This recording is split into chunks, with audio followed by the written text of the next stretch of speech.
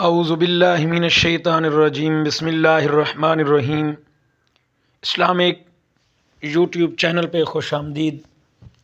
سب دوستوں سے گزارش ہے، اگر ابھی تک آپ نے اس چینل کو سبسکرائب نہیں کیا تو سب سے پہلے سبسکرائب کر دیں، ویڈیو کو زیادہ سے زیادہ لائک اور شیئر کر دیں، کیونکہ اسلامک سٹوریز اردو میں اچھی سے اچھی آپ لوگوں کو روزانہ کی بنیاد پر ملتی رہتی ہیں۔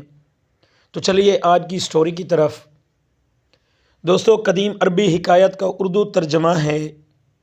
کہتے ہیں کہ کسی جگہ پر بادشاہ نے 3 بے گناہ افراد کو سزائے موت دی۔ بادشاہ کے حکم کی تعمیل میں ان تینوں کو پھانسی گھاٹ پر لے جایا گیا،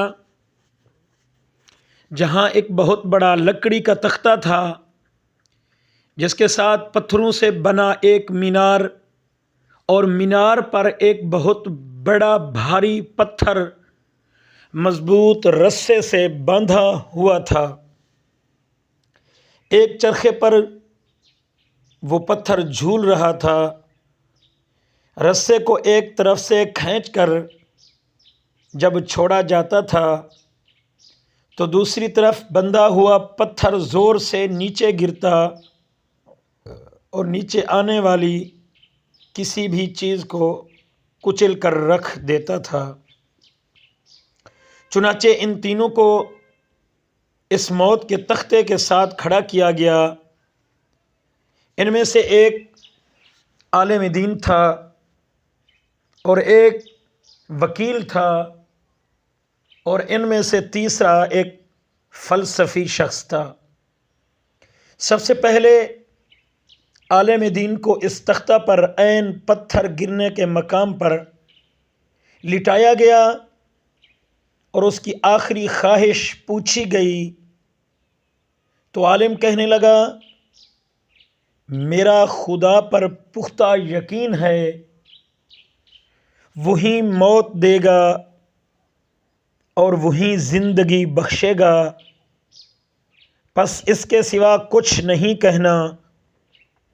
اگر میری موت لکھی ہے تو آئے گی، اگر نہیں لکھی تو موت کبھی نہیں آئے گی۔ دوستو، اس کے بعد رسے کو جیسے ہی کھولا گیا تو پتھر پوری قوت سے نیچے آیا اور اس عالم دین کے سر کے اوپر آ کر رک گیا۔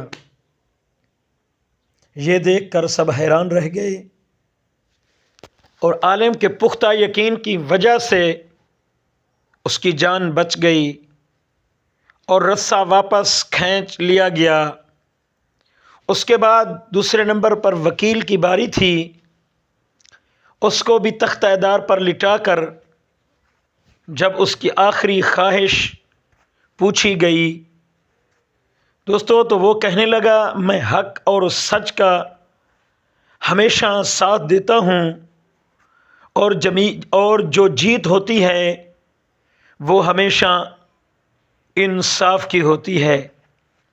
تو یہاں پر بھی میرا رب میرے ساتھ انصاف فرمائے گا۔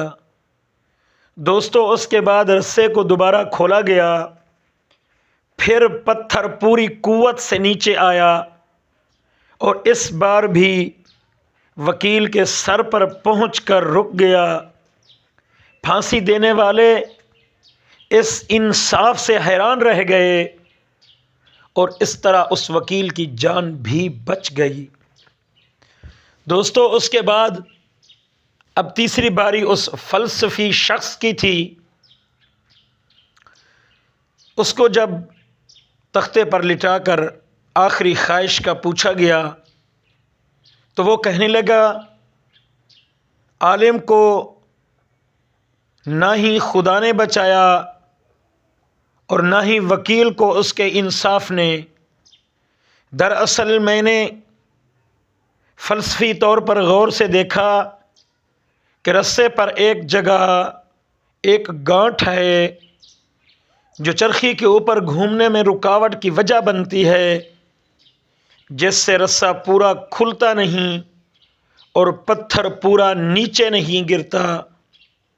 فلسفی کی بات سن کر سب نے رسے کو بغور دیکھا تو وہاں واقعی گانٹھ تھی۔ انہوں نے جب وہ گانٹھ کھول کر رسہ آزاد کیا تو پتھر پوری قوت سے نیچے گرا اور فلسفے کا ذہین سر کچل کر رکھ دیا۔ دوستو، اس سے پہلے والے دونوں شخصوں کا پختہ یقین رب ذوالجلال کی ذات پر تھا، تو رب تعالیٰ نے اس رسے میں ایک گانٹھ ایسی بنا دی جو اس رسے کو نیچے نہیں آنے دیتی تھی۔ اس فلسفی کا یقین رب پر نہیں تھا۔ اس نے جیسے ہی ایسا کہا تو